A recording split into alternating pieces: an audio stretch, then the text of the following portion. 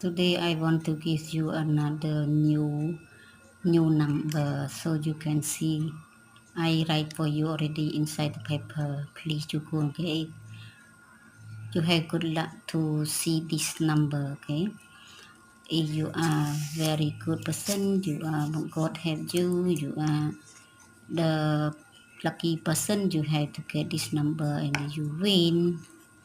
You can try your best to do with the God so the number can get for you អូខេតម្រុយនៅថ្ងៃនេះគឺមានលេខដែលនៅក្នុងនោះបងប្អូនអាចមើលឃើញទេចាថ្ងៃយើងអាចចាក់ពីលេខ36រីឯ3លេខយើងអាចផ្សូម918គុណ910គុណ915ហ្នឹងហើយ998យើងអាចគុណទៅហើយនឹង108យើងគុណទៅទាំងអស់នេះហើយគឺជាកិច្ចការដែលយើងត្រូវផ្សងសំណាងណាហ្នឹងហើយជូនពរបងប្អូនគ្រប់មួយហេងទាំងអស់គ្នា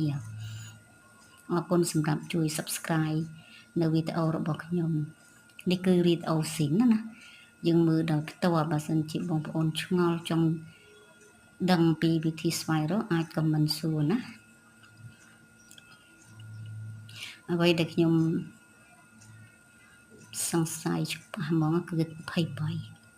ងប្អូនលេងពីលេខអាចត្រី23ប៉ុស A ណា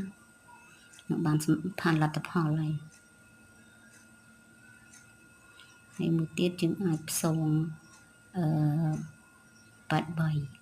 ចឹងយើងអាចត្រេង380ឬក៏330